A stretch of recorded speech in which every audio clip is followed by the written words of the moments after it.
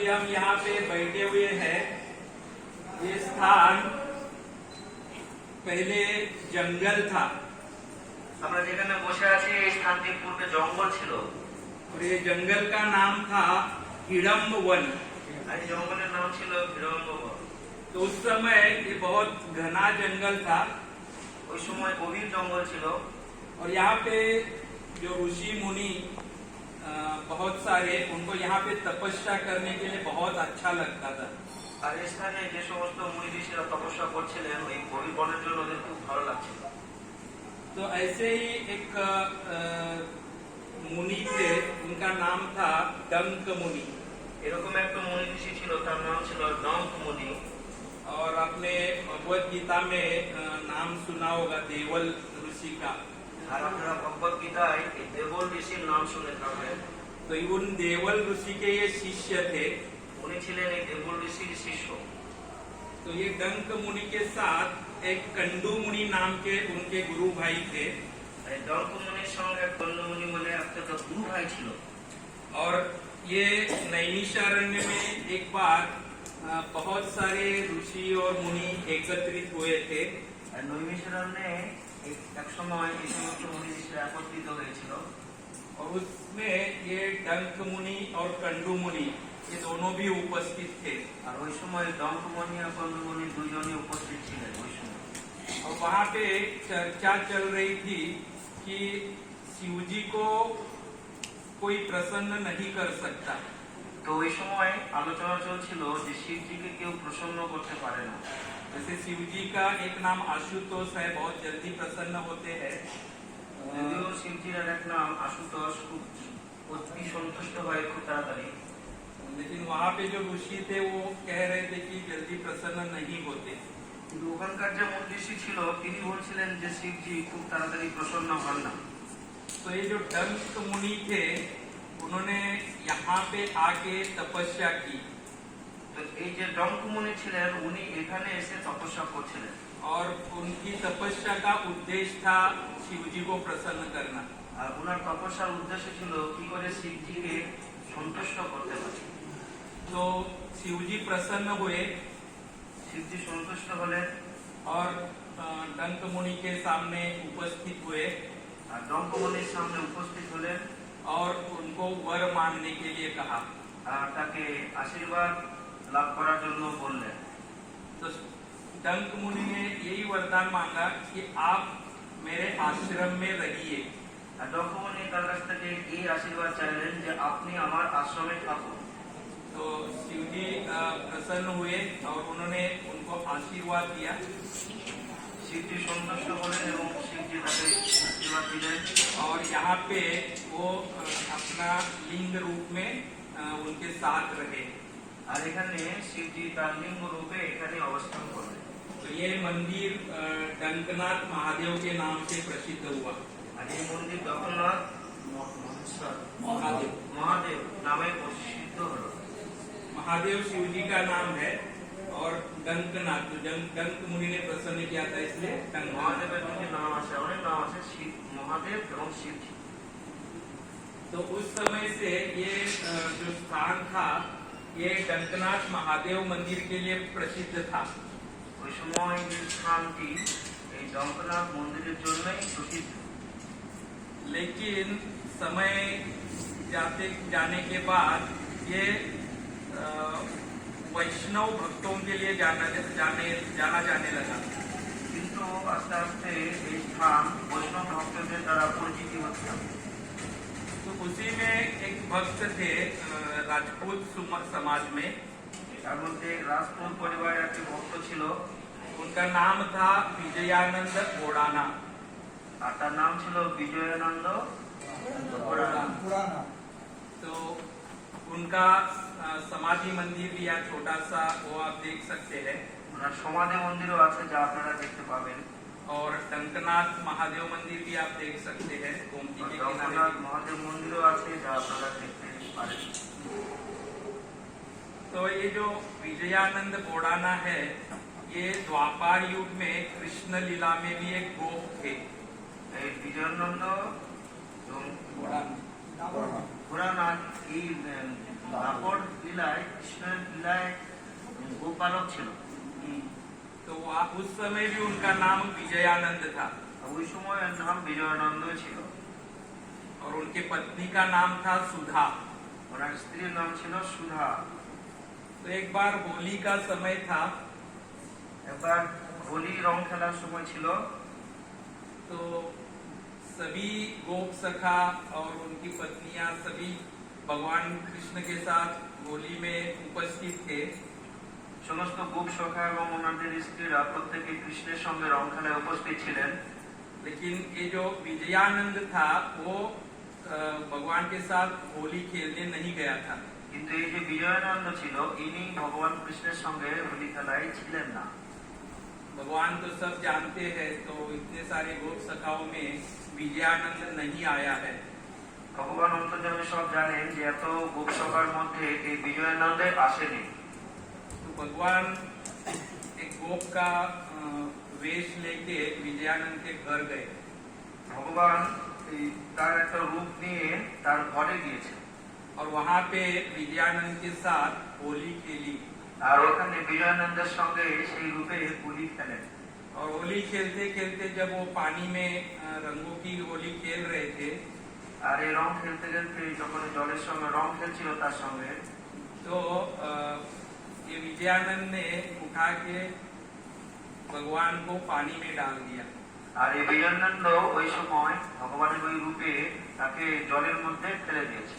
तो जैसे ही पानी में डाला तो सब रंग धुल गया और कृष्ण का रूप कृष्ण स्वयं सामने आ गए। আর যখনই তাকে রং জলের মধ্যে ফেলে দিয়েছে তখন সে রং পরিষ্কার হয়ে ভগবান কৃষ্ণের যে রূপ সেই রূপে দর্শন পেয়েছে। तो जब विजयानंद ने देखा कि कृष्ण स्वयं उनके लिए होली खेलने घर पर आए हैं, বিজয়ানন্দ দেখে যে কৃষ্ণ স্বয়ং তার সঙ্গে রং খেলার জন্য তার ঘরে এসেছে, तो पश्चाताप में उनको दंडवत किया कृष्ण को। এবং খুব অনুশোচনা করে এবং তাকে তখন ধন্যবাদ প্রদান করেন।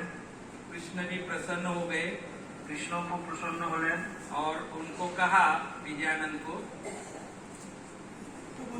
এবং বিজয়ানন্দকে বললেন कि कली युग में मैं आपके साथ आपके यहाँ रहने के लिए आऊंगा। কলিযুগে আমি তোমার সঙ্গে এখানে থাকার জন্য আসবো। तो यही विजयानंद और उनकी पत्नी सुधा আর এই বিজয়ানন্দ এবং ওনার পত্নী সুধা यहाँ पे डाकोर में এখানে এই ডাকরে जो विजयानंद बोड़ाना और गंगूबाई के रूप में आए। বিজয়ানন্দ বড়ানা আর গঙ্গুবাই রূপে এসেছেন। हाँ, तो दोनों जो द्वापर में पति पत्नी थे वही यहाँ कलियुग में भी पति पत्नी के रूप में आए। দাপর যুগে যারা ওই পতি পত্নী রূপে ছিল এই কলিযুগেও তারা সে একই এখানে স্বামী স্ত্রী রূপে এসেছে। तो ये बोड़ाना जब युवक था तभी से द्वारका, यहाँ से आप द्वारका जाएंगे ट्रेन में, लेकिन ये बोड़ाना साल में 2 बार चल के जाते थे। এই বড়ানা ইনি যখন যুবক ছিল তখন এখান থেকে দ্বারকায় হেঁটে হেঁটে দুবার বৎসরে যেতেন और हाथ में तुलसी माता को ले जाते थे। আর হাতে করে বৃন্দা দেবীকে নিয়ে যেত। ये जब तक वृद्ध हुए तब तक ये क्रम उनका चलता रहा। যতদিন পর্যন্ত সে বৃদ্ধ না হয়েছে ততদিন পর্যন্ত এইভাবেই সে যাতায়াত করতেন। तो वृद्ध होने के बाद उन्होंने अभी अगली बार नेक्स्ट टाइम भगवान को बोला कि मैं नेक्स्ट टाइम अभी आ नहीं सकता, ये लास्ट टाइम है, मैं आपके दर्शन के लिए आ रहा हूँ। এভাবে চলতে চলতে যখন সে বৃদ্ধ হয় তখন সে ভগবানকে বলে যে এবারে আমি শেষবার আসছি, এরপরে আর আসতে পারবো না। तो भगवान बोले कि आप एक बार और आओ और इस बार बुलक गाड़ी তো ভগবান তাকে বললেন তুমি আর একবার আসো আর এবার তুমি গরু গাড়ি করে আসো। तो भगवान बोड़ाना वहाँ पे ये विजयानंद का नाम यहाँ पे सब बोड़ाना के नाम से जानते हैं। তো এই জন্য বিজয়ানন্দ নাম এখানে গোড়া নাম বলে সবাই জানে চেনে। तो ये बोड़ाना जो है वो बैलगाड़ी, हाँ बैलगाड़ी लेके द्वारिका गए। ওখানে যে ছবি আছে ওইটা না ওই ছবি এখানে সামনে আছে, ওই সামনে আছে। আচ্ছা আচ্ছা, এই এখানে ছবি দেখতে পাচ্ছি আমরা, হ্যাঁ, গরুর গাড়ি। গরু গাড়ি করে যাচ্ছে দ্বারকায় হ্যাঁ, হ্যাঁ, কৃষ্ণ আসছে। ভগবানকে দর্শনে। हाँ तो वे बोड़ाना जब गया तो उस समय तक रात्र हो गई थी। তো বড়রা যখন গেলেন ওই সময় কি রাত্রি হয়ে গেছিল। तो जब बोड़ाना दर्शन करने गया तो कृष्ण ने उसके मन में बोला कि आप गाड़ी में जाके बैठिए, मैं पीछे आऊंगा। তো যখন বড়রা যখন দর্শন করতে যাচ্ছিল তখন ভগবান অন্তর থেকে তাকে বললেন যে তুমি গাড়িতে বসো, আমি পিছে পিছে আসছি। तो वहाँ पे जो भगवान की सेवा होती है द्वारका में, वो गुगली ब्राह्मण कहते हैं उनको। তো দ্বারকায় যে ব্রাহ্মণরা ভগবানের সেবা করেন তাদেরকে গুগলি ব্রাহ্মণ বলে। तो उनको पता था कि बोड़ाना हर बार चल के आते हैं, তো ওদের এটা জানা ছিল যে গোড়ানা প্রতিবার হেঁটে হেঁটে আসতেন, पर इस बार गाड़ी लेके आए हैं। কিন্তু এবার সে গাড়ি নিয়ে এসেছে। तो उन्होंने बोड़ाना को पूछा कि ऐसा क्यों? তো ওই ব্রাহ্মণেরা জিজ্ঞাসা করলেন গোড়ানাকে যে এইভাবে তুমি কেন এলে। तो बोड़ाना बोले कि भगवान ने बोला है कि मेरे साथ आएंगे। তো গোড়ানা বলছেন পুরোহিতদেরকে যে ভগবান বলছেন তিনিও আমার সঙ্গে আসছেন। लेकिन वहाँ के ब्राह्मणों को ये विश्वास नहीं हुआ। रात्र हो गई तो वो ताला लगा के चले गए। তো ওখানকার ব্রাহ্মণদের এই বিশ্বাস হয়নি, এই জন্য রাত্রি হয়ে গেছে আর তারা তালা লাগিয়ে দিয়ে চলে গেছে। भगवान के लिए ताला तोड़ना तो मुश्किल नहीं है ना। ভগবানের জন্য তো তালা ভাঙা খুব তো কঠিন নয়। शिशु थे तभी कितने सारे ताले तोड़े थे कंस के जेल में। আর যখন শিশুকাল ছিল তখনই কংসের জেলে কত তালা ভেঙে দিয়েছে। तो वो ताला तोड़ के या बिना ताला तोड़े भी आ सकते, बाहर आ गए और बोड़ाना की जो बोड़ाना गाड़ी में सोए थे तो वो गाड़ी चला के लेके आए। তো সেই তালা ভাঙুক বা না ভাঙুক ভগবানের কাছে এসে যাওয়া খুব একটা অসুবিধা নয়। এই অবস্থায় এই বড়ানার গাড়ি নিয়ে ভগবান ভিতরে গেলেন। तो अभी हम চলে আসলেন। আপনার পুরানা গাড়িটা শুয়েছিল, ওই অবস্থায় আমি গাড়ি চালিয়ে চলে আসছি। तो भगवान वैसे भी द्वापर युग में अर्जुन के सारथी बने थे, तो भगवान को अच्छा लगता है सारथी बनना, है ना। इस बार बोड़ाना के ভগবানকে সারথি হওয়া খুব ভালো লাগে। আর দাপর যুগে দেখি যে অর্জুনের রথে সারথি হয়েছিল, এরকম এরও গাড়িটা শুয়েছিল ভগবান, আর বড়ানা গাড়িতে শুয়েছিল আর ভগবান ওই গাড়ি সারথি হয়ে চালিয়ে নিয়ে এসেছিল। तो यहाँ आने के बाद डाकोर से पहले प्रभु जी पूछ रहे थे, तो हम जाने के समय रुकेंगे एक स्थान पे। वो सुबह का ब्रश दातून करने के लिए रुके थे। এখান থেকে যাওয়ার সময় এখানে আসা লাগে। এখানে আসার আগে এই বড়ানা যখন যাচ্ছিলেন একটা স্থানে থেমেছিলেন যেখানে সে দাঁত মাজন করছিল। तो वो जो नीम का पेड़ था उससे वो डाली तोड़ के दातून किए थे। ওখানে নিম একটি গাছ আছে, সেই গাছের ডাল ভেঙে সে তার দাঁত মাজন করেছিল। तो नीम के पत्ते कड़वे होते हैं, लेकिन आज भी वो नीम के पत्ते मीठे हैं।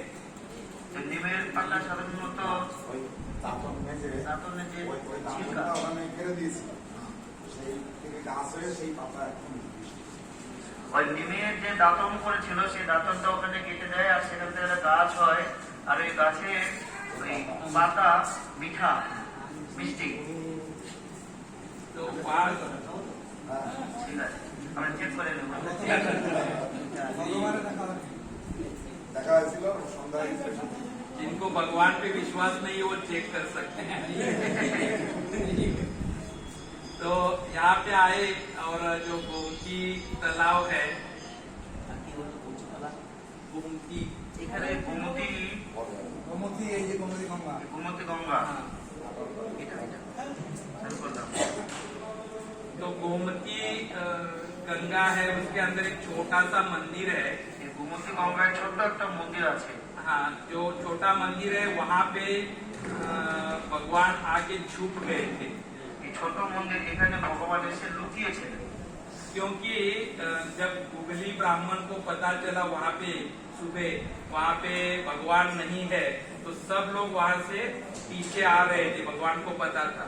যখন এই গুগলি ব্রাহ্মণদের এটা জানা হয়ে গেল যে ভগবান ওখানে নেই, তখন প্রত্যেকেই এখানে আসা শুরু করলো।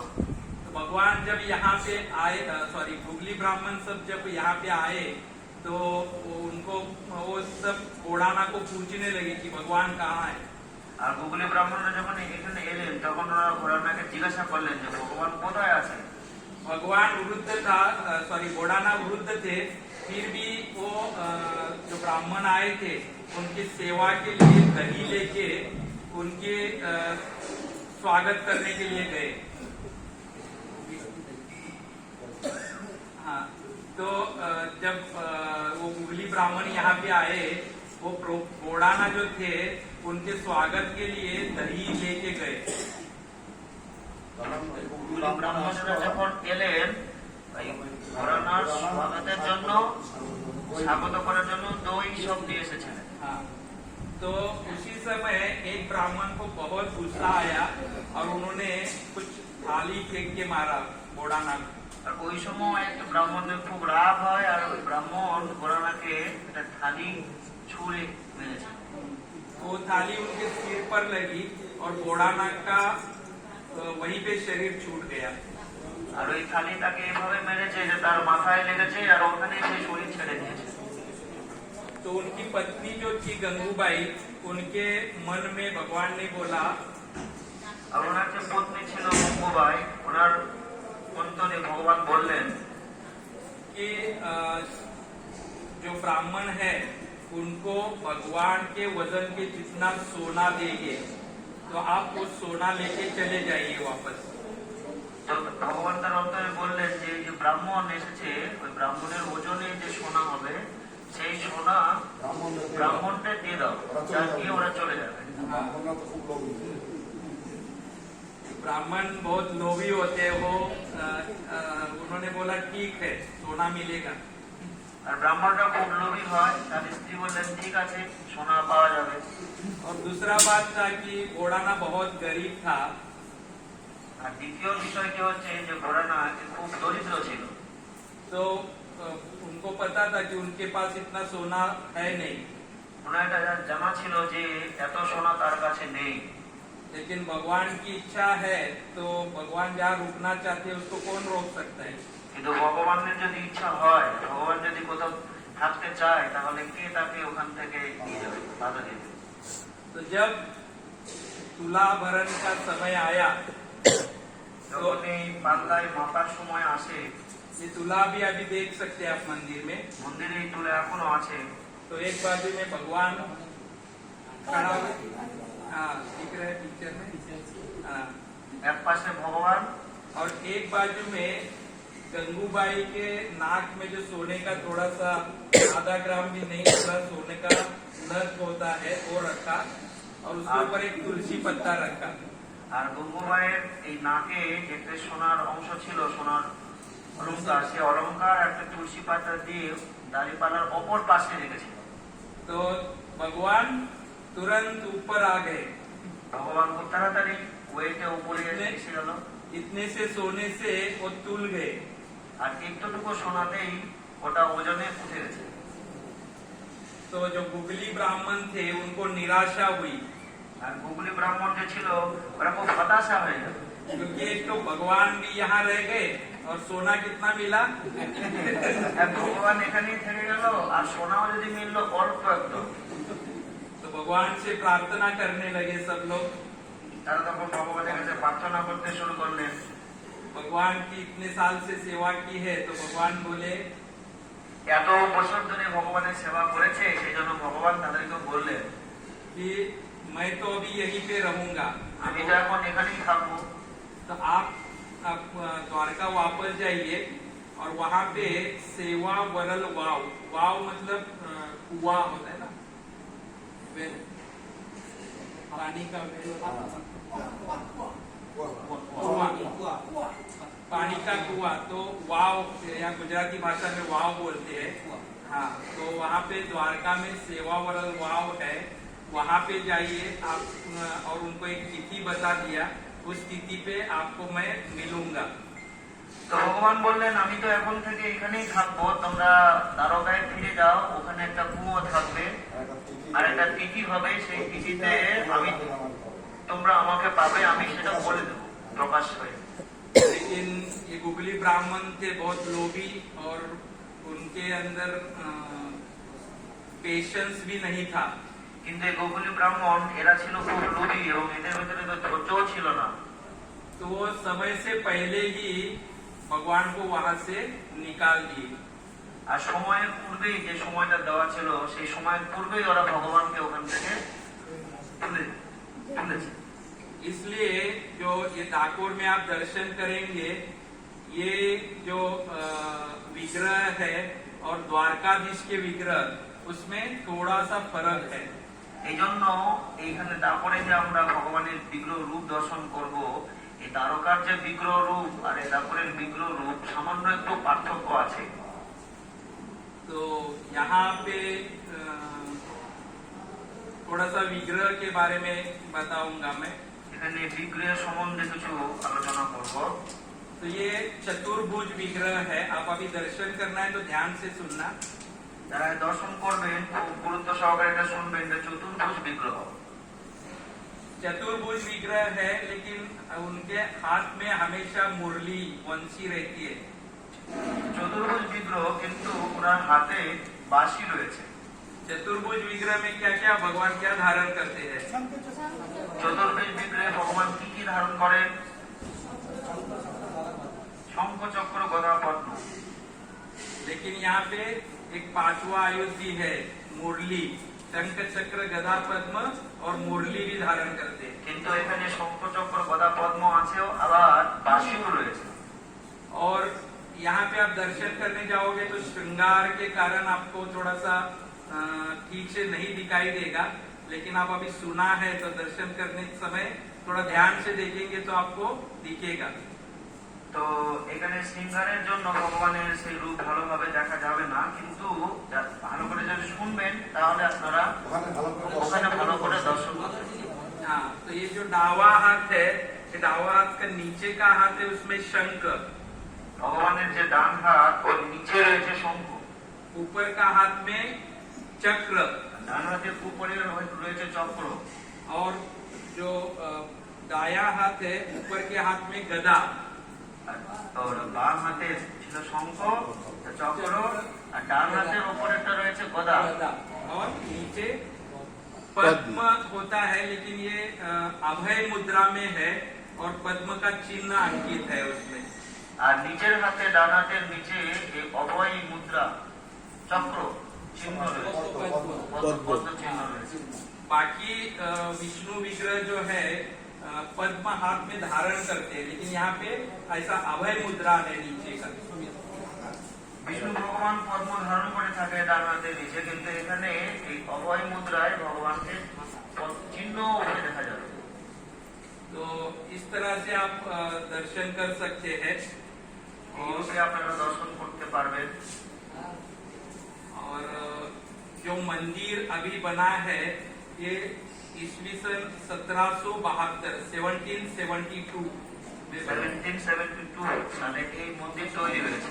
हाँ, और एक उस समय यहाँ बड़ौदा संस्थान था।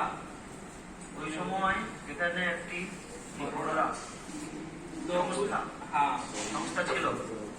तो मराठी जो महाराष्ट्रियन लोग थे, उनका प्राधान्य था यहाँ पे। जो মহারাজেরা ছিল ওদেরই প্রাধান্য এখানে বেশি ছিল ওই সময়। उसमें से एक थे गोपाल राव जगन्नाथ तांबवेकर। গোপালনাথ জগন্নাথ तांबवेकर তাম্রেকর ওই সময় একজন ছিলেন প্রসিদ্ধ। हाँ, तो उन्होंने ये मंदिर बनवाया है। উনি এই মন্দিরটি বানিয়েছিলেন। और उनका भी पूर्व इतिहास है। वो अपने पूर्व जन्म में बहुत गरीब थे। ওনার একটি পূর্ব ইতিহাস রয়েছে, পূর্ব জীবনে উনি ছিলেন খুব গরিব। तो उनको बहुत इच्छा थी, भगवान को प्रार्थना करते थे আর ওনার অনেক ইচ্ছা ছিল, উনি ভগবানের প্রার্থনা করতেন कि मुझे बहुत धन दे दो तो मैं आपका एक मंदिर बनवाऊंगा। ভগবানের কাছে প্রার্থনা করতেন, আমাকে অনেক ধন যদি তুমি দেবে তাহলে তোমার জন্য অনেক বড় একটা মন্দির বানাবো। तो इस जन्म में वो धनवान थे আর এই জন্য এই জীবনে সে অনেক ধনবান হয়েছিলেন। और वो बार बार द्वारका दर्शन के लिए जाते थे আর এই জন্য বারবার দ্বারকায় দর্শনে যেতেন। और उस समय यही डाकोर में दर्शन करके वो द्वारका जाते थे। আর ওই সময় এই ডাকর দর্শন করে উনি দ্বারকায় দর্শনেই যেতেন। तो एक बार ऐसे ही जा रहे थे द्वारका, तो रास्ते में यहाँ रुके तो भगवान ने उनको स्वप्न में दर्शन दिया और कहा कि आपको डाकोर जाने द्वारका जाने की जरूरत नहीं है। একবার যখন এই ডাকর হয়ে দ্বারকায় যাচ্ছিলেন তখন ভগবান তাকে ডাকরে স্বপ্ন আদেশ করেন যে তোমাকে দ্বারকায় দর্শন করতে যেতে হবে না, तो आप यहाँ यहीं पे मेरा मंदिर बनवाइए। তুমি এখানে আমার বড় মন্দির তৈরি করো। तो इस तरह उन्होंने ये मंदिर बनवाया আর এইভাবেই স্বপ্ন আদেশ পেয়ে এখানে উনি মন্দির তৈরি করেন। और बड़ौदा जो सरकार था उन्होंने 2 गांव और एक खेड़ा जिले में 1 गांव, 3 गांव इनको मेंटेनेंस के लिए दे दिया। আর এই বড় রাজ্যের ওই সময় সংস্থা সরকার ছিল এই মন্দির পরিচালনা করার জন্য 3টি গ্রাম দিয়েছে। और 1952 में ये पब्लिक रिलीजियस पब्लिक ट्रस्ट के रूप में रजिस्टर हुआ। 1952 সালে এটি রিলিজিয়াস পাবলিক ট্রাস্ট রূপে পরিণত হয়। उसमें 3 नॉमिनेटेड वैष्णव ट्रस्टी होते हैं ওখানে 3 জন নমিনেটেড রয়েছেন, বৈষ্ণব ভক্তরা রয়েছেন। और तांबेकर फैमिली से 1 আর तांबेकर তাম্রেকার ফ্যামিলি থেকে একজন রয়েছেন और एक गवर्नमेंट के नॉमिनेटेड होता আর है। সরকারি তরফ থেকে একজন রয়েছেন। इस तरह इसका मेंटेनेंस चल रहा है। এভাবে এটার মেনটেনেন্স চলছে। और मंदिर का गौशाला भी है। আর মন্দিরে একটি বড় গোশালা রয়েছে। अभी 1200 गैया है वहाँ पे ওখানে 1200 গাই আছে। और अभी 4000 गायों का गौशाला बनाने का प्रोजेक्ट है। আর 4000 গোশালা তৈরি করার একটা পরিকল্পনা এখানে চলছে। तो इस तरह से संक्षिप्त में ये डाकोर रणछोड़ राय की कथा है। এভাবে সংক্ষিপ্তভাবে ডাকর অঞ্চলের কথা আমরা আলোচনা করলাম। बहुत बहुत धन्यवाद आपका। सभी लोगों অনেক के অনেক सामने ধন্যবাদ। हरे कृष्णा